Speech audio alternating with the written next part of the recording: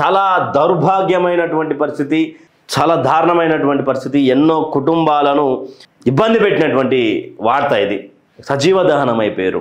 ఒకసారి చూడొచ్చు దాంట్లో ఒకటి నిర్లక్ష్యం, 21 మంది ప్రాణాలు దీనికి సంబంధించి. అయితే ఇక్కడ క్లియర్గా డెత్ జర్నీ అంటూ కూడా ఒకటి రాసుకొచ్చారు. పటంచెరులో 9 గంటల 39 నిమిషాలకు బయలుదేరినటువంటి పటంచెరు గోదాం కాడ బి కావేరీ బస్సు బయలుదేరింది.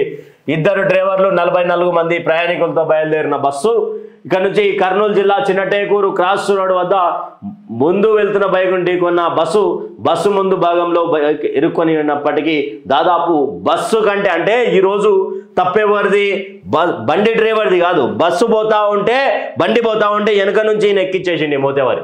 అయితే ఈడ 300 మీటర్లు, ఈ దాదాపు 300 మీటర్లు ఈడ్చుకెళ్ళినటువంటి డ్రైవరు 300 మీటర్లు కనుక ఈడ్చుకెళ్ళకపోయి ఉంటే ఈరోజు ఎవరైతే నా బిడ్డలు, మా సోదరులు, మా సోదరిమణులు, తల్లులు సజీవ దహనం అయ్యారో ఆ సజీవ దహనమైనటువంటి వాళ్ళు చనిపోకపోతుండే. ఈ 300 మీటర్లుగా ఏదైతే 300 మీటర్లు ఉన్నది చూసిరా, ఈ 300 మీటర్లు ఏవైతే ఉన్నాయో ఆ 300 మీటర్లు కాస్త ఆగి ఉండేది. నువ్వు ఈడ బైక్ ఉన్నది, ఈడ బస్సు ఉన్నది అనుకుందాం, ఈడ బస్సు ఉంది, ఈడ బైక్ ఉన్నది, ఈ బైక్ ఉంటే నువ్వు ఈడ ఎక్కించినప్పుడే కనీసం ఇది బండి కిందికి పోగానే బ్రేక్ వేసేది ఉండే. బ్రేక్ వేసి ఉంటే ఇమీడియట్గా అన్నిటికన్నా ఓపెన్ అవుతుండే, ఇబ్బంది కాకపోతుండే. కానీ వీళ్ళు ఏం చేసిండు డ్రైవర్ నిర్లక్ష్యంతో, అంటే ఎక్కడ బస్సు ఎక్కించిన కదా అనే ఆబరదాబరలో ఏమైనా నన్ను ఏమైనా అంటారేమనే భయంతో కాదు, నిర్లక్ష్యం. ఇది నిర్లక్ష్యం. ఈ నిర్లక్ష్యంలా ఎంతమంది ప్రాణాలు పోయినాయి అంటే దాదాపు 19 మంది సజీవ దహనం అంటున్నారు. 19 మంది సజీవ దహనం అంటారు. ఒక్కడి నిర్లక్ష్యం 19 మందికి సజీవ దహనం అయ్యారు. 19 మంది.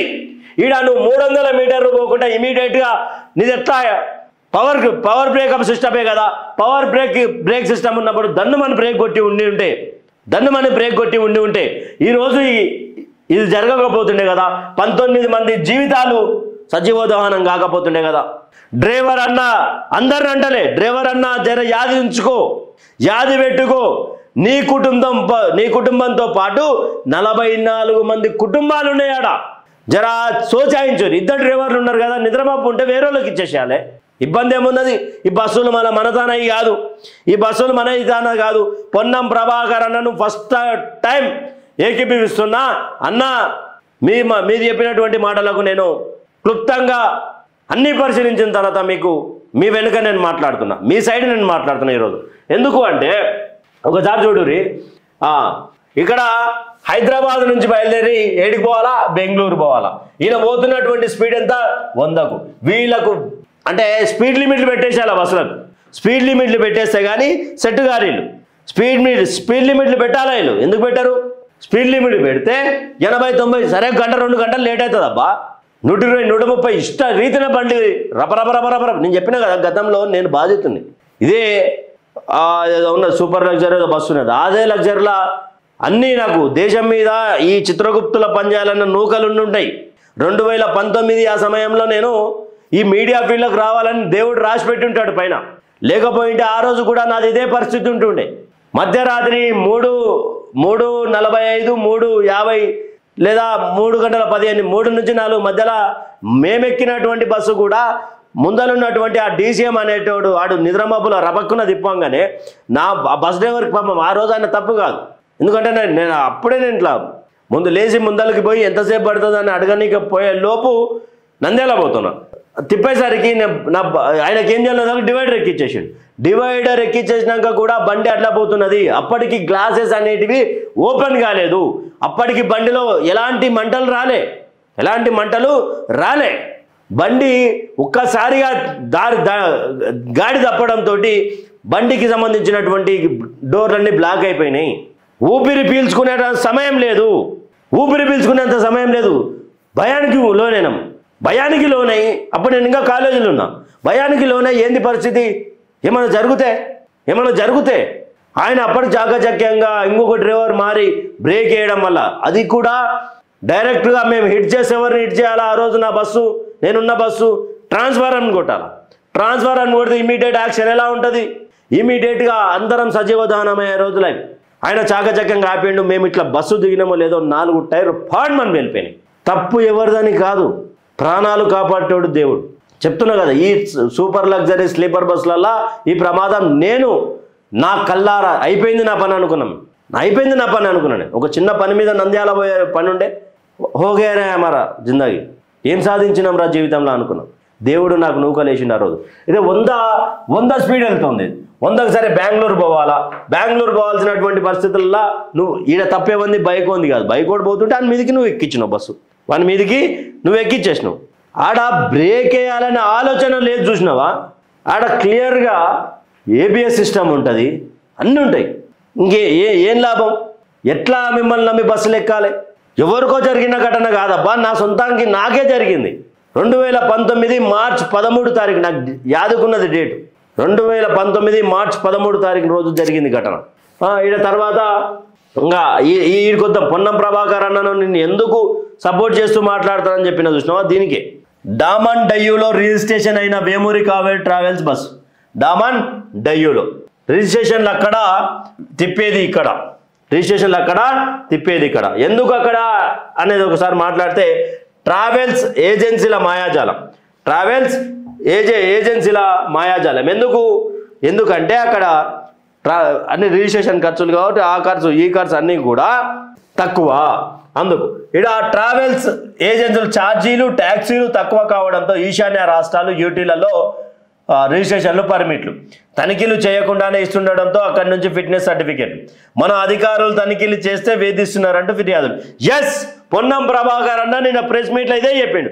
అరే నాయన, అరేగో మేమేమో చెక్ చేస్తామంటాం ఫిట్నెస్, మేము ఫిట్నెస్ చెక్ చేస్తామంటే వీళ్ళకి ఏం నొస్తుంది అంటే ప్రతిదీ కూడా మమ్మల్ని ఇబ్బంది పెడుతున్నారు. సార్ పొన్నం ప్రభాకర్ గారు ఫస్ట్ చెప్తా ఉన్నా, అన్నా మీరు తీసుకునేటువంటి యాక్షన్ ఎట్లుండాలంటే ప్రైవేట్ బస్సు యాజమాన్యాల గుండెల్లో రైలు పరిగెత్తాలి. ప్రతిదీ కూడా తెలంగాణకు ఆంధ్రాకు సంబంధించి ఫిట్నెస్లు ఉన్నటువంటి బండ్లనే రోడ్ల మీద తిప్పండి. ప్రాణాలు తీసుకునేటువంటి ప్రాణాంతక బస్సులొద్దు. ఈ బస్సు ఫిట్నెస్తో లేకున్నది. నిన్న కాలినటువంటి బస్సు ఫిట్నెస్సే లేదంట బస్సుకి. ఎన్నో చలాన్లు ఇప్పుడు తెలంగాణ గవర్నమెంట్ ఆంధ్ర గవర్నమెంట్ దీన్ని చెక్ చేసిరే అనుకో, ఎగ్జాంపుల్ చెక్ చేసిరు అనుకోగా, ఇక చూడు మమ్మల్ని ఇబ్బంది పెడుతున్నారు. మళ్ళీ ఈ బస్సులు ఎవరివి? రాజకీయ నేతలవి. రాజకీయ ఒత్తిళ్లకు తలొగ్గి అందరూ పనిచేయరు. ఇవన్నీ కూడా డామన్ డయ్యూలో Vemuri Kaveri travels bus registration, దానిపై 16 చలాన్లు పెండింగ్. అన్నీ కూడా ఓవర్ స్పీడే. హైదరాబాద్ నుంచి బెంగళూరు వెళ్తున్న బస్సు దగ్ధం. మృతుల్లో 2 చిన్నారులు, 6 మహిళలు. ప్రాణాలు కోల్పోయిన 3 కుటుంబాలకు చెందిన 8 మంది. ప్రమాదంపై రాష్ట్రపతి, ప్రధాని, సీఎం దిగ్భ్రాంతి. అందరూ కూడా ఇక్కడ ఎక్స్గ్రేషియా ప్రకటించారు. 2 డ్రైవర్లు, 44 మంది ప్రయాణికులతో బయలుదేరిన వేమూరి కావేరి ట్రావెల్స్ బస్సు కర్నూలు జిల్లా చిన్నటైకూరు కాడ అంటూ కూడా ఒకటి.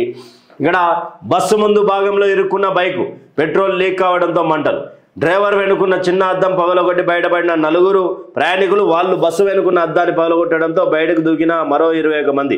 ఈలోగా బస్సు అంతటా వ్యాపించిన మంటలు. కొంతమంది నిద్రలోనే సజీవ దహనం. మాంసం ముద్దల్లా మారిన డెడ్ బాడీలు స్పాట్లోనే పోస్ట్ మార్టం. చనిపోయిన ఆరుగురు చొప్పున తెలంగాణ, ఏపీ వాసులు. మిగిలిన కర్ణాటక, తమిళనాడు, బీహార్, ఒడిశా వాళ్ళు. DNA రిపోర్టులు వచ్చాక మృతదేహాలు కుటుంబ సభ్యులకు అప్పగింత. బస్సు ఢీకొట్టడంతో స్పాట్లోనే చనిపోయిన బైకర్ కర్నూలు వాసి.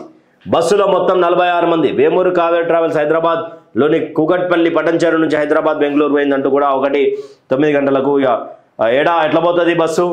పటాన్చేరు నుంచి బస్సు ప్రారంభమైంది. అంతకుముందు Beeramguda, Gandimaisamma, Bahadurpally, cross roads, Suraram, Miyapur, Alwyn cross roads సహా వివిధ పాయింట్ల నుంచి ప్రయాణికులను పికప్ చేసుకున్నారు.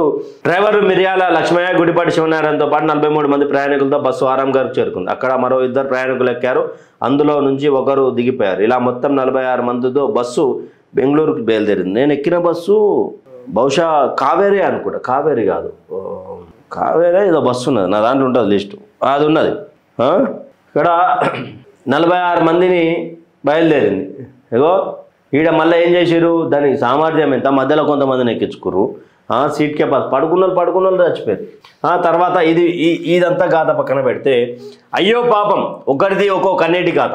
మస్కట్ నుంచి పెళ్లికి వచ్చి తల్లి కూతుల సజీవ దహనం, బంధువుల ఇంటికి వచ్చి తిరిగి వెళ్తున్న బెంగళూరుకు చెందిన తల్లి కొడుకులు మృతి, దీపావళికి ఇంటికి వచ్చి తేలుతుండగా కాలిబోర్డుదైన సాఫ్ట్వేర్ ఇంజనీర్, జాబ్లో జాయిన్ అయినందుకు వెళ్తూ ఈ యువకుడు ఇంటికి ఒక్కడే, చనిపోయినటువంటి యువకుడు ఎవరైతే ఉన్నారో ఇంటికి ఒక్కడే. అనూష ఫైల్, ఈమె భువనగిరికి సంబంధించినటువంటి వాసి అనుకుంటా. ఇక్కడ తల్లి కూతురు సజీవ దహనమయ్యారు. తల్లి కూతురు కొడుకు మస్కట్ నుంచి వచ్చి చుట్టాల ఇంటికి పోయి వస్తుంటే జరిగినటువంటి ఘటన ఇది. ఆ తర్వాత దానికి సంబంధించినటువంటి దీని మీద దయచేసి తెలంగాణ మంత్రి అయినటువంటి రాష్ట్ర రవాణా శాఖ మంత్రి అయినటువంటి పొన్నం ప్రభాకర్ గారు, మీరు దయచేసి దీని మీద క్లియర్గా ఉండండి. రాజకీయ ఒత్తిళ్లకు వంగకండి. ఒక మంత్రిగా ఉండి మీరు కూడా రాజకీయ ఒత్తిళ్లకు వంగితే ఇబ్బంది పాలవుతాం సార్. దానికి సంబంధించినటువంటి ఒక విషయంలో మీరు దయచేసి ఆలోచిస్తారని ఇప్పుడు చెప్తా ఉన్నా కదా. మీరు ఫిట్నెస్ టెస్ట్లు చేయరు ఫస్ట్. ఇక కొంతమంది మాట్లాడతారు, ఒకరైతే అందరిని అంటారా అంటే అందరు అట్లే పాడారు కదా. మీ బండ్లో ఫిట్నెస్ లేడున్నాయి. అవును, తెలంగాణలో బస్సు రిజిస్ట్రేషన్ చేసుకోవాలి కదా. డామండ్యూలో పోయి యూటీలలో పోయి చేసుకోవాల్సిన అవసరం ఏమున్నది? మా 5 లక్షలు ఎక్కువ అవుతాయి, 2 లక్షలు ఎక్కువ అవుతాయి. ₹1 కోటి పెట్టి బస్సు కొన్నప్పుడు 5-6 లక్షలు ఖర్చు అవుతుంది. ఏమైనా ఎక్కువైందా మీకు? ఖర్చు ఎక్కువ అయితే ఏమన్నా బాధ అవుతుందా?